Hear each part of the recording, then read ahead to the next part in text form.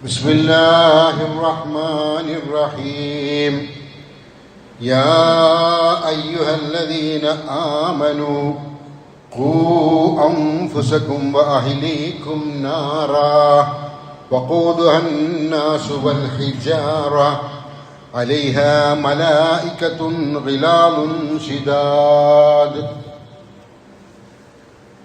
ആദരണീയരായ സത്യവിശ്വാസിനികളെ, അള്ളാഹുവിൻ്റെ നിയമനിർദ്ദേശങ്ങൾക്കനുസരിച്ച് നമ്മുടെ വളരെ ചെറുതും ദുർബലവുമായ ജീവിതം ചിട്ടപ്പെടുത്തണമെന്ന് ഒന്നാമതായി ഓർമ്മപ്പെടുത്തുകയാണ്.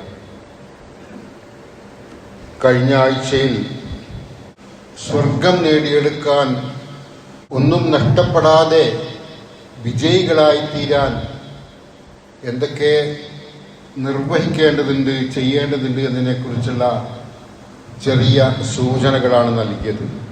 അതിൽ വളരെ പ്രധാനപ്പെട്ടതാണ് വിശുദ്ധ ഖുർആൻ പഠിക്കുക എന്നുള്ളത്. അതിന് തുടർച്ചയായി കുറച്ചുകൂടി കാര്യങ്ങൾ സൂചിപ്പിക്കാനാണ് ഇന്ന് ഉദ്ദേശിക്കുന്നത്, ഇൻഷാ അല്ലാഹ്.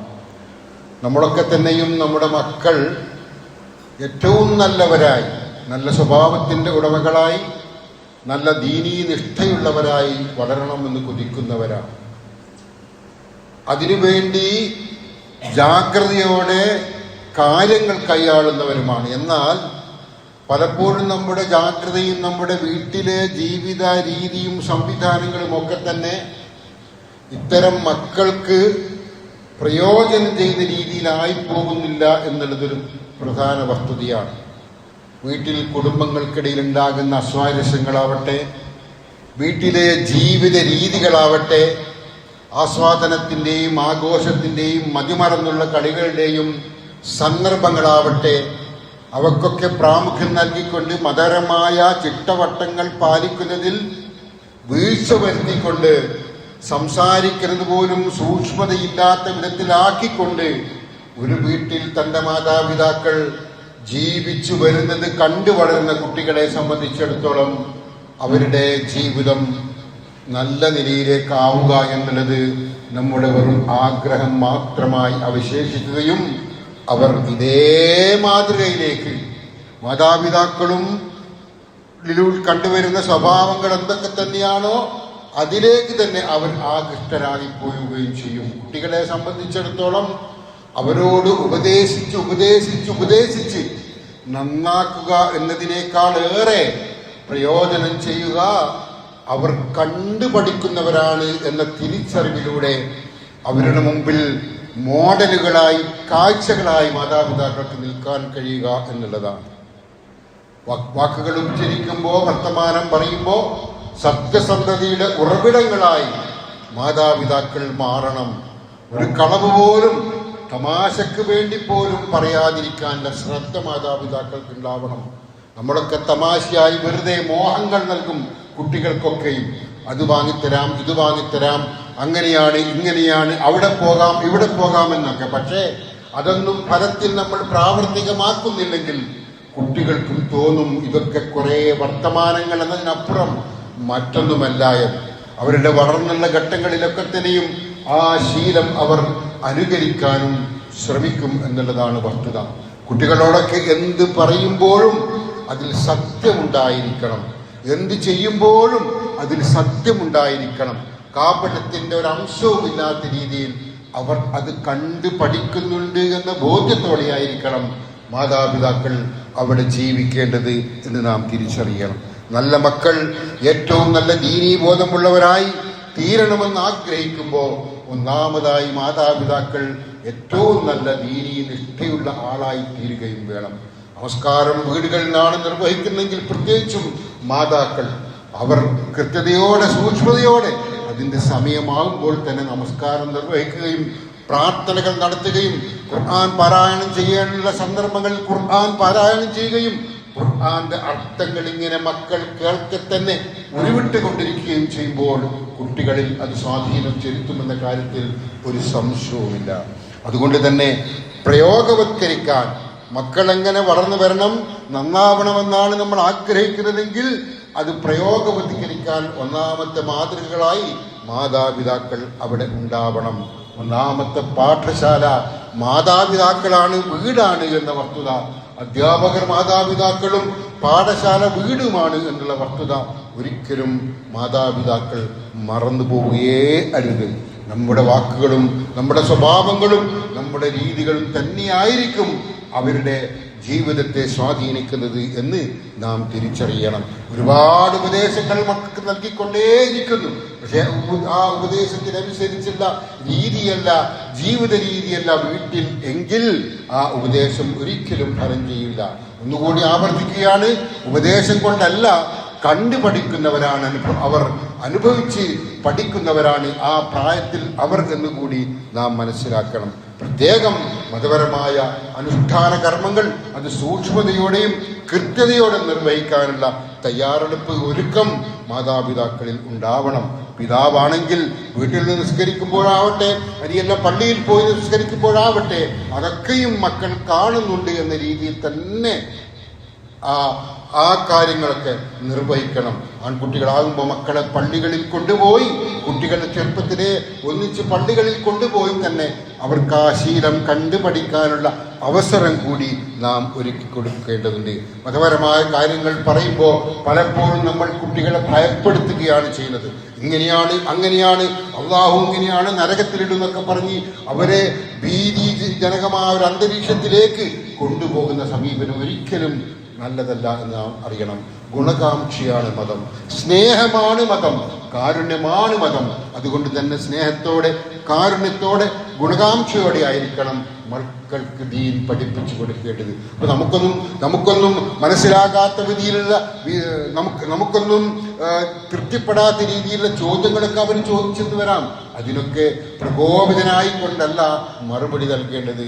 ഏറ്റവും നല്ല രീതിയിൽ പുഞ്ചിരിച്ചുകൊണ്ട്, ചേർത്ത് പിടിച്ചുകൊണ്ട്, താലോലിച്ചുകൊണ്ടായിരിക്കണം അവർക്ക് മറുപടി നൽകേണ്ടത് എന്ന് കൂടിയാകുമ്പോൾ, ആ രീതി നമ്മൾ അവലംബിക്കുമ്പോൾ അവർക്ക് മതത്തോടുള്ള ഇഷ്ടം വല്ലാതെ വർദ്ധിക്കുകയും ചെയ്യും.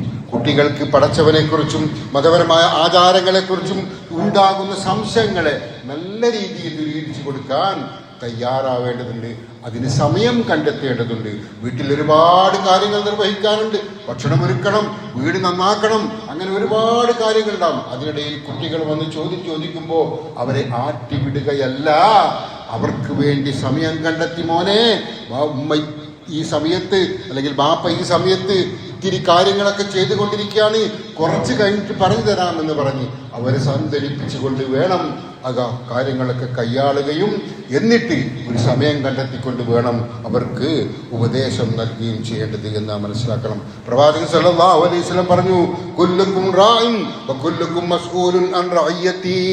നിങ്ങളെല്ലാവരും ഭരണാധികാരികളാണ്, എല്ലാവരും ഭരണാധികാരികളാണ്, ഉത്തരവാദികളാണെന്നാണ് പറഞ്ഞത്. തങ്ങളുടെ കീഴിലുള്ളവരെ കുറിച്ച് എല്ലാവരും ചോദ്യം ചെയ്യപ്പെടുക തന്നെ ചെയ്യും. പ്രവാചകൻ അതിൽ കുറെ കാര്യങ്ങൾ പറയുന്നുണ്ട്. അക്കൂട്ടത്തിൽ പറയുന്ന 2 കാര്യങ്ങൾ ശ്രദ്ധിക്കുക. വറജുലു റാഇൻ ഫീ അഹ്ലിഹി വഹുവ മസ്ഊലുൻ അൻ റഅയ്യതിഹി. പുരുഷൻ, ഒരാണ് തൻ്റെ കുടുംബത്തിന്റെ നാഥനാണ്, തൻ്റെ ഭാര്യയുടെ, തൻ്റെ മക്കളുടെ, വീടിന്റെ ഒക്കെ നാഥനാണ് പുരുഷൻ. ഭർത്താവ് അല്ലെങ്കിൽ പിതാവ് അവനെ സംബന്ധിച്ചിടത്തോളം വീട് നന്നായി നോക്കുക, അവർക്ക് ഭക്ഷണം നൽകുക, അവരുടെ ആവശ്യങ്ങളൊക്കെ കണ്ടറിയുക, അവരെ നല്ല രീതിയിൽ വളർത്താനും അവരുടെ അവകാശങ്ങൾ വകവെച്ചു കൊടുക്കാനുമുള്ള ശ്രദ്ധ പിതാവിനുണ്ടാവണം, അല്ലെങ്കിൽ പുരുഷനുണ്ടാവണം. വീണ്ടും ഹദീസ് തുടരുകയാണ്, വൽ മർഅതു റായിയത്തുൻ ഫീ ബൈതി സൗജിഹാ വമസ്ഊലത്തുൻ അൻ റഅയ്യതിഹാ. ഒരു സ്ത്രീ, വീട്ടിലെ ഭാര്യ തന്റെ ഭർത്താവിന്റെ വീടിന്റെയും മക്കളുടെയും കാര്യത്തിൽ ഉത്തരവാദിയാണ്. ഒരു ഭാര്യ ഭർത്താവിന്റെ വീട്ടിലെ കാര്യത്തിന് കൂടി ഉത്തരവാദിയാണ്, മക്കളുടെ കാര്യത്തിന് കൂടി ഉത്തരവാദിയാണ്. എന്നിട്ട് പറയുകയാണ് ഹദീസിൽ, അവൾ അവരെ കുറിച്ച് ചോദ്യം ചെയ്യപ്പെടുക തന്നെ ചെയ്യും. ഭർത്താവിന്റെ വീട്ടിലെ കാര്യങ്ങളിൽ എത്രമാത്രം സൂക്ഷ്മത പാലിച്ചു, ശ്രദ്ധിച്ചു, മക്കളെ വളർത്തുന്നതിൽ എത്രമാത്രം സൂക്ഷ്മത പാലിച്ചു എന്നിത്യാദി കാര്യങ്ങൾ അള്ളാഹുവിന്റെ മുമ്പിൽ കണക്ക് ബോധിപ്പിക്കേണ്ടി വരും എന്നാണ് ഈ പ്രവാചകൻ പറഞ്ഞിരിക്കുന്നത്.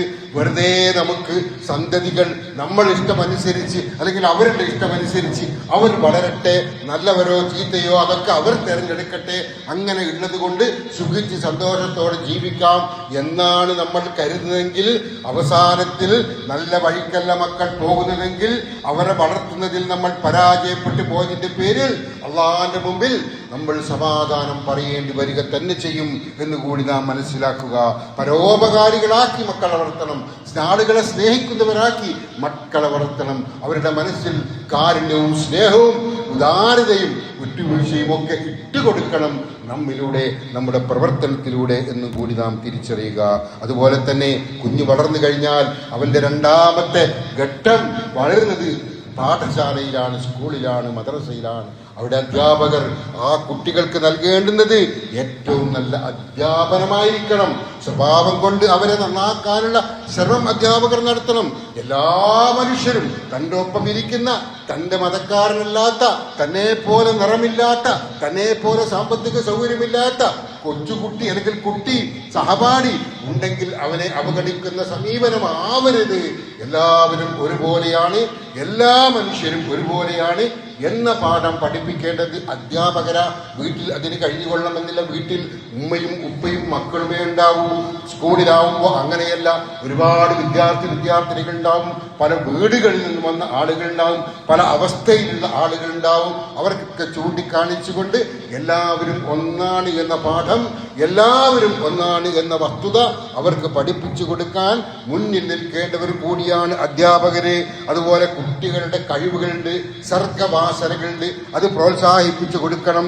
മതവിശ്വാസം എന്നുള്ളത് മറ്റുള്ളവരെ വെറുക്കാൻ, അന്യമതസ്ഥരെ വെറുക്കാൻ, അവരെ അകറ്റാൻ, അവരോട് പുച്ഛം തോന്നാനുള്ള ഒന്നായി തീരുന്ന ഒരു സാഹചര്യം പോലും ഒരു ഘട്ടത്തിലും വീട്ടിൽ നിന്നോ അധ്യാപകരിൽ നിന്നോ ഉണ്ടാകാൻ പാടില്ല. മതം എന്നുള്ളത് ഗുണകാംക്ഷയാണ് എന്ന് ആവർത്തിച്ച് അവരുടെ ഹൃദയത്തിലേക്ക് ഇട്ടുകൊടുത്തുകൊണ്ടിരിക്കണം. മാതാപിതാക്കളിലൂടെ, അധ്യാപകരിലൂടെ. ചില ഭൗതിക വിദ്യാലയങ്ങളിലൊക്കെ ചില ഭൗതികവാദികളായ അധ്യാപകർ ചെറിയ തോതിലൊക്കെ വിഷം കയറ്റിക്കൊടുക്കുന്നുണ്ട്. അതിനെ പ്രതിരോധിക്കേണ്ടത് മാതാപിതാക്കളാണ്, മദ്രസയിലെ അധ്യാപകരാണ്. അവർക്ക് ആ രീതിയിൽ നല്ലതല്ല, മതം എന്നുള്ളത് ഗുണകാംക്ഷയാണ് എന്നുള്ളത്, അത് അന്യരെ വെറുക്കാൻ പഠിപ്പിക്കുന്നതല്ല എന്നുള്ളത് നേരത്തെ തന്നെ അവരുടെ ഹൃദയത്തിലേക്ക് എത്തിച്ചു കൊടുത്തുകൊണ്ടിരിക്കണം. അത് പ്രത്യേകം ശ്രദ്ധിക്കേണ്ടുന്ന കാര്യമാണ്. സൂറത്തുൽ മുജാദിലയിൽ പറയുന്നു, അല്ലദീന ആമനൂ മിൻകും വല്ലദീന ഊതുൽ ഇൽമ ദറജാത്ത്, നിങ്ങളിൽ നിന്ന് വിശ്വസിച്ചവരെയും വിജ്ഞാനം നൽകപ്പെട്ടവരെയും അഥവാ നമ്മളെക്കാൾ അറിവുള്ളവരെയും എന്ന് വെച്ചാൽ നമ്മെ പഠിപ്പിക്കുന്ന, നമുക്ക് അറിവ് നൽകുന്ന ആളുകളെയും ഒക്കെ തന്നെ അള്ളാഹു പടിപടിയായി ഉയർത്തുന്നതാണ് എന്ന് ഖുർആൻ പറയുകയാണ്. അപ്പൊ വിജ്ഞാനമുള്ളവരെ, അറിവുള്ളവരെ അള്ളാഹു പ്രത്യേകം പരിഗണിച്ചിട്ടുണ്ട്. അറിവ് നേടുക എന്നുള്ളത് ഏറ്റവും നല്ല സ്വഭാവമായി പ്രവാചകൻ സല്ലല്ലാഹു അലൈഹി വസല്ലം പഠിപ്പിച്ചിട്ടുണ്ട്. അപ്പൊ നമ്മുടെ അധ്യാപകരെ കൂടി ആ രീതിയിൽ, ആ ഗണത്തിൽ ബഹുമാനിച്ച് ആദരിച്ച് കാണുക എന്നുള്ളതും പ്രത്യേകം വളർന്നു വരുന്ന മക്കൾ ശ്രദ്ധിക്കേണ്ടുന്ന വിഷയമാണ്. പിന്നെയുള്ളത് അവരും കൂട്ടുകാരും തമ്മിലുള്ള ബന്ധമാണ്. വളരെ ഗൗരവകരമായ ഒരു വിഷയമാണിത്. സ്കൂൾ തലം, അധ്യാപകരുടെ ഘട്ടമൊക്കെ കഴിയുമ്പോൾ അല്ലെങ്കിൽ അതിനിടയിൽ തന്നെ ഉണ്ടാകുന്നതാണ് കൂട്ടുകെട്ട്. ആ കൂട്ടുകെട്ട് എങ്ങനെയായിരിക്കണം എന്നുള്ളത് വളരെ ഗൗരവതരമായി മാതാപിതാക്കൾ പ്രത്യേകം ശ്രദ്ധിക്കേണ്ടതെന്നാണ്. മനുഷ്യന്മാരെ സംബന്ധിച്ചിടത്തോളം തങ്ങൾ സഹവസിക്കുന്നവരാൽ സ്വാധീനിക്കപ്പെടുമെന്ന കാര്യത്തിൽ ഒരു സംശയമില്ല. നമ്മുടെ യാത്രയിൽ ഒരു ചുരുങ്ങിയ ഒരു യാത്രാ സമയത്ത് പോലും പരിചയപ്പെടുന്ന ആളുകളുമായി സൗഹൃദം സ്ഥാപിക്കുന്നവരാണ് നമ്മൾ. അതുപോലെ കലാലയത്തിലേക്ക് ഒന്നിച്ച് പഠിച്ച് വർഷങ്ങളോളം പഠിച്ച ആളുകളെ സംബന്ധിച്ചിടത്തോളം വലിയ കൂട്ടുകെട്ടായിരിക്കും അവർക്കിടയിൽ ഉണ്ടാവുക. അങ്ങനെ കൂട്ടുകാർ തിരഞ്ഞെടുക്കപ്പെടുമ്പോൾ, കൂട്ടുകാരെ സ്വീകരിക്കുമ്പോൾ പ്രവാചകൻ സല്ലല്ലാഹു അലൈഹി വസല്ലം പറയാണ്, അർറജുലു അലാ ദീനി ഖലീലിഹി, മനുഷ്യൻ തന്റെ സുഹൃത്തിന്റെ വഴിയിലാണ്, മനുഷ്യൻ തന്റെ സുഹൃത്തിന്റെ ദീനിലാണ്. ഫൽയൻദുർ അഹദുക്കും മൻ യുഖാലിലു, അതുകൊണ്ട് താൻ ആരെയാണ് സുഹൃത്താക്കുന്നത് എന്ന് ഓരോരുത്തരും പരിശോധിക്കണം. ഞാൻ കൂട്ടായി, എൻ്റെ ചങ്ങാതിയായി, പ്രിയപ്പെട്ടവനായി, എനിക്കുള്ളതിന് ഒരു അത്താണിയായി, ഒരു ആശ്വാസമായി, എനിക്ക് പലതും പങ്കുവെക്കാനുള്ളതൊക്കെ പങ്കുവെക്കുന്ന ഒരാളായി ആരെയാണ് സ്വീകരിക്കേണ്ടത് എന്ന് ഒന്നാമതായി അവനും പിന്നെ മാതാപിതാക്കളും ശ്രദ്ധിക്കേണ്ടതുണ്ട്. ആ കൂട്ടുകെട്ട് നല്ല രീതിയിലായാൽ ആ കൂട്ടുകെട്ടിൽ നമസ്കാരത്തെക്കുറിച്ചുള്ള ബോധമുള്ള ആളുകളാകുമ്പോൾ അവർ യഥാസമയത്ത് നമസ്കരിക്കും. നമസ്കാരത്തെക്കുറിച്ച് അവർ ചർച്ച ചെയ്യും, ഖുർആനെ കുറിച്ച് അവർ ചർച്ച ചെയ്യും, ഖുർആൻ പഠിക്കാൻ അവർക്ക് താല്പര്യമുണ്ടാകും. അവരെ സംബന്ധിച്ചിടത്തോളം സുഹൃത്തുക്കൾ നന്മകൾ ഇങ്ങനെ വാരി വിതറാൻ ജനങ്ങളിൽ എത്തിച്ചു കൊടുക്കാൻ അവർ മുന്നിലുണ്ടാകും. ഒപ്പം ഈ കൂട്ടുകെട്ട് സ്വീകരിച്ച ആളെ സംബന്ധിച്ചിടത്തോളം അതിനോടൊപ്പം ചേർന്ന് നടക്കാൻ അവനും താല്പര്യമുണ്ടാകും. മൊത്തത്തിൽ ആ രീതിയിൽ നല്ല കൂട്ടുകെട്ടുമായി ഒരാൾ കൂട്ടുകൂടുകയാണെങ്കിൽ നല്ല വഴിയിലെ തന്നെ ആ മനുഷ്യൻ ചരിക്കും. അതൊരു വസ്തുതയാണ്. അതാണ് ഇവിടെ പ്രവാചകൻ പറഞ്ഞത്, മനുഷ്യൻ തന്റെ സുഹൃത്തിന്റെ ദീനിലാണ്, സുഹൃത്തിന്റെ വഴിയിലാണ്. സുഹൃത്ത് എന്ത് ചെയ്യുന്നോ അതിനോടൊപ്പം ചേർന്ന് നിൽക്കും ഓരോരുത്തരും എന്നാണ് ഈ പറഞ്ഞത്. കുട്ടികൾ വളരുന്തോറും അവരുടെ ചിന്തകൾക്ക് ഇങ്ങനെ മാറ്റം ഭാവങ്ങൾ ഇങ്ങനെ മാറിക്കൊണ്ടിരിക്കും, മാറ്റങ്ങൾ ഉണ്ടായിക്കൊണ്ടിരിക്കും. ആ സ്വാധീനം, ആ സ്വഭാവം അവരുടെ കൂട്ടുകെട്ടുകളിലൂടെ അവരെ പിടികൂടുക തന്നെ ചെയ്യും. അതുകൊണ്ട് തന്നെ നല്ലവരാണ് കൂട്ടുകാർ എന്നത് ഉറപ്പ് വരുത്താൻ ഓരോരുത്തരും, പ്രത്യേകിച്ചും കുട്ടികളുടെ ചെറുപ്രായത്തിലാകുമ്പോൾ മാതാപിതാക്കളും അത് ഗൗരവബുദ്ധിയാ ശ്രദ്ധിക്കേണ്ടതാണ്. അതുപോലെ തന്നെയാണ് മോശപ്പെട്ട കൂട്ടുകെട്ടാകുമ്പോൾ പലരെയും നമ്മൾ പിടിക്കപ്പെടുന്ന പല കേസുകളിലും പ്രതികളായുന്ന ആളുകൾ പറയുന്ന വസ്തു തന്നെ കൂട്ടുകെട്ടിനെ കുറിച്ചാണ്. നാലുള്ള ആളുകളുമായുള്ള സൗഹൃദം, നാലുള്ള ആളുകളുമായുള്ള ബന്ധം, അതൊക്കെ കൊണ്ടാണ് ഈ വഴിപിഴച്ച മോശപ്പെട്ട വഴിയിലേക്ക് പോവേണ്ടി വന്നത് എന്ന് അവർ പറയുന്നതൊക്കെ നമ്മൾ കേട്ടുകൊണ്ടിരിക്കുകയാണ്. അതുകൊണ്ട് തന്നെ പുതിയ കാലത്ത് പ്രത്യേകിച്ചും നമ്മുടെ തൊട്ടടുത്ത് തന്നെ വലിയ ഒന്നായി തിന്മ നിറഞ്ഞു നിൽക്കുന്നുണ്ട്. പ്രത്യേകിച്ചും ലഹരി പോലുള്ള കാര്യങ്ങളിൽ നമ്മൾ വളരെ ജാഗ്രത പുലർത്തേണ്ടതുണ്ട്. ആരാണ് ലഹരി ഉപയോഗിക്കുന്നത് പോലും എന്നറിയാൻ പോലും കഴിയാത്ത വിധത്തിലാണ് ലഹരി വ്യാപിച്ചു കൊണ്ടിരിക്കുന്നത്. അത്തരത്തിലുള്ള ആളുകളുമായുള്ള കൂട്ടുകെട്ട്, സിന്തറ്റിക് ലഹരികൾ പോലെയുള്ള MDMA പോലെയുള്ള സാധനങ്ങൾ ഒരൊറ്റ പ്രാവശ്യം ഉപയോഗിച്ചാൽ പോലും അതിലേക്ക് അഡിക്റ്റായി പോകുന്ന അവസ്ഥ ഉണ്ടാവുമെന്നിരിക്കെ പ്രിയപ്പെട്ട മക്കളെ ആ വഴിയിലേക്കോ അത്തരം കൂട്ടുകെട്ടിലേക്കോ പറഞ്ഞേക്കാതിരിക്കാനുള്ള ജാഗ്രത പ്രത്യേകിച്ചും മാതാപിതാക്കളും രക്ഷിതാക്കളും പുലർത്തേണ്ടതുണ്ട് എന്നുകൂടി നാം മനസ്സിലാക്കണം. പ്രിയപ്പെട്ടവരെ, നല്ല ശീലങ്ങൾ അവർക്ക് എപ്പോഴും നൽകിക്കൊണ്ടിരിക്കണം. ചെറിയ കാര്യങ്ങളിലൂടെയാണ് ഓരോന്നും ശീലമായി വരിക. ഒരുപാട് വലിയ കാര്യങ്ങൾ ഒറ്റയടിക്ക് ചെയ്തിട്ട് അത് പിന്നെ ഇല്ലാതെ പിന്നെ കുറേ നാളുകൾ അങ്ങനത്തെ സംഭവങ്ങളൊന്നും ഇല്ലാതെ അങ്ങനെ ഇട്ടിച്ചു പോകുകയല്ല വേണ്ടത്. കൊച്ചു കാര്യങ്ങളിലൂടെ അവരെ ബോധവൽക്കരിച്ചു കൊണ്ടിരിക്കണം, അവരുടെ മനസ്സിനെ സംസ്കരിച്ചു കൊണ്ടിരിക്കണം. ഒരിക്കൽ പ്രവാചകൻ സല്ലല്ലാഹു അലൈഹി വസല്ലം പറഞ്ഞു, ആയിഷ റളിയല്ലാഹു അൻഹ ഉദ്ധരിക്കുന്ന ഹദീസിലാണ്, അഹബ്ബുൽ അമാലി ഇലല്ലാഹ് അദ്വമുഹാ വഇൻ ഖല്ല. അല്ലാഹുവിന് ഏറ്റവും പ്രിയപ്പെട്ട കർമ്മം, അല്ലാഹുവിന് ഏറ്റവും ഇഷ്ടപ്പെട്ട കർമ്മം അത് കുറഞ്ഞ തോതിലാണെങ്കിലും നമ്മൾ കൃത്യതയോടെ പതിവായി മുറതെറ്റാതെ ചെയ്തുകൊണ്ടിരിക്കുന്ന കർമ്മങ്ങളാ. അതാണ് അല്ലാഹുവിന് ഏറ്റവും ഇഷ്ടം.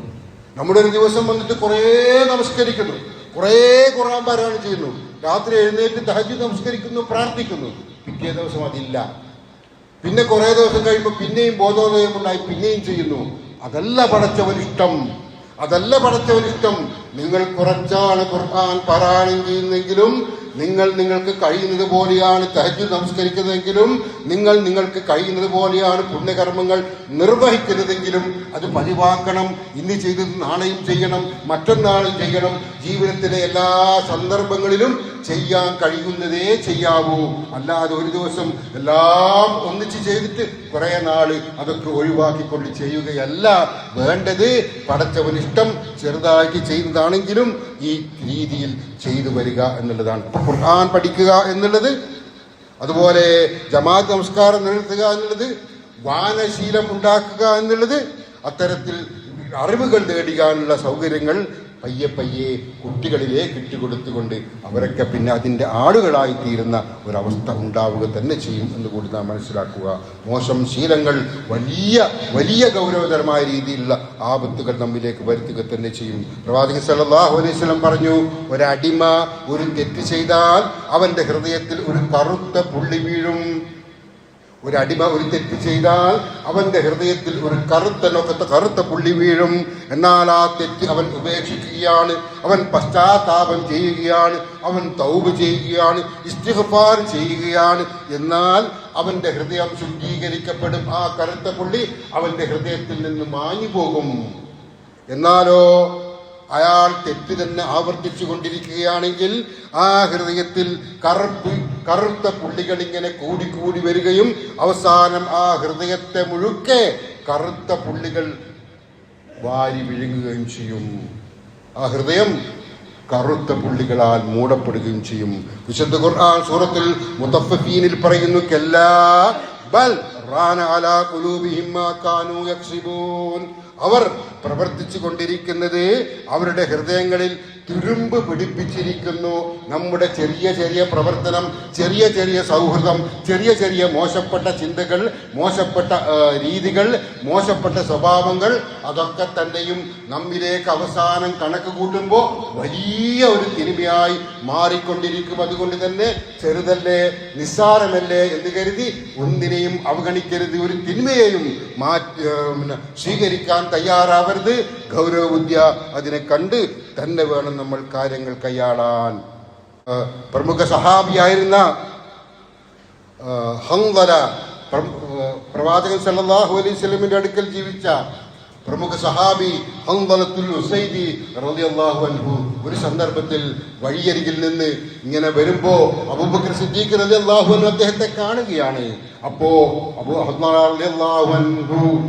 അബൂബക്കർ സിദ്ദീഖ് റളിയല്ലാഹു അൻഹു പറയാണ്, അബൂബക്കർ, ഞാനിതാ മുനാഫിഖായി പോയിരിക്കുന്നു, കപട വിശ്വാസിയായി പോയിരിക്കുന്നു. നല്ല ഭക്തനാണ് അദ്ദേഹം, നല്ലൊരു വിശ്വാസിയാണ് അദ്ദേഹം. അദ്ദേഹം പറയാണ്, ഞാനിതാ കപട വിശ്വാസിയായി പോയിരിക്കുന്നു. എന്താണ് നിങ്ങൾ ഇങ്ങനെ പറയുന്നത് ഹൻദല എന്ന് അബൂബക്കർ സിദ്ദീഖ് റളിയല്ലാഹു അൻഹു അദ്ദേഹത്തോട് ചോദിച്ചു.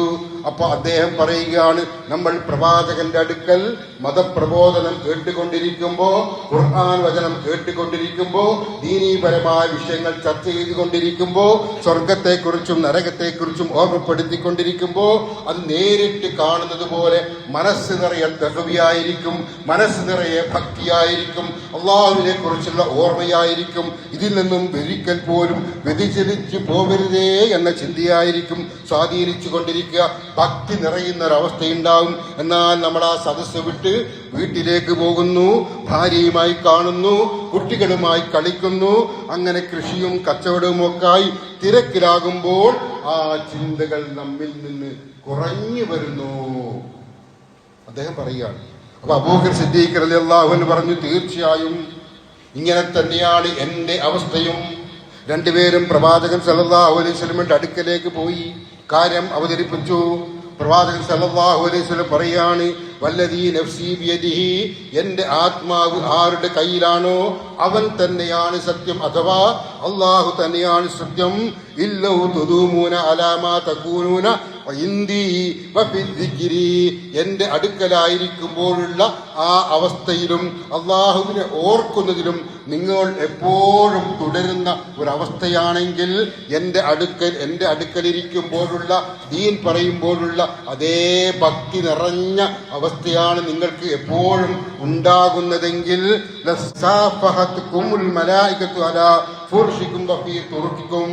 നിങ്ങളുടെ വിരിപ്പുകളിലും നിങ്ങളുടെ വഴികളിലും വെച്ച് മലക്കുകൾ നിങ്ങൾക്ക് ഹസ്തദാനം ചെയ്യും. വലാകിൻ ലാ ഹൻദല, എന്നാൽ ഹൻദല നിങ്ങൾ മനസ്സിലാക്കുക, സാഅത്തം വസാഅ, മനുഷ്യനാണ്. മനുഷ്യന് ഓരോ ഘട്ടങ്ങളുണ്ട്, ഓരോ സന്ദർഭങ്ങളുണ്ട്. ഭക്തി കൂടി വരുന്ന സമയങ്ങളുണ്ട്, ഭക്തി കുറഞ്ഞു പോകുന്ന സമയങ്ങളുണ്ട്. പക്ഷേ അവിടെ ഈമാനിനെ ദുർബലപ്പെടുത്തരുത്, ഈമാന് ഇല്ലാതാക്കി കളയരുത്. ഇത്തരം സന്ദർഭങ്ങളിൽ സ്വാഭാവികമായും മനുഷ്യന്റെ പ്രകൃതിപരമായ അവസ്ഥയാണ്. അതെന്നിരിക്കെ സാഅത്തം വസാഅ, അതായത് ഇത് ഇന്ന കാര്യങ്ങൾ ഭൗതികമായി ചിന്തിക്കുമ്പോഴുണ്ടാകും, ഇന്ന കാര്യങ്ങൾ ആത്മീയമായ ചിന്തയുടെ ഘട്ടത്തിലും ഉണ്ടാകും.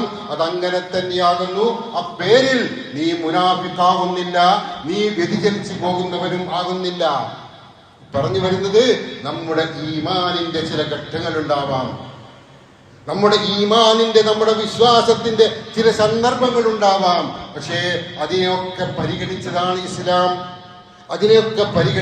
ഇസ്ലാം.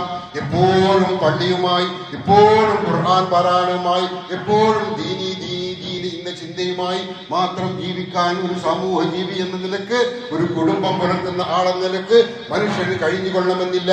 അതുകൊണ്ട് തന്നെ ആ സന്ദർഭത്തെ ഇസ്ലാം കണ്ടറിയുന്നു.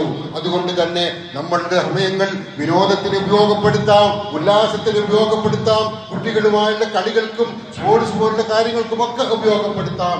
എന്നാൽ ഏതൊരു സന്ദർഭത്തിലും കൽപ്പനകൾ, നിർബന്ധ കൽപ്പനകൾ, പ്രത്യേകിച്ച് നമസ്കാരം പോലുള്ള കാര്യങ്ങൾക്ക് സമയം തെറ്റിക്കൊണ്ടുള്ള ഒരു കളിയും പാടില്ല.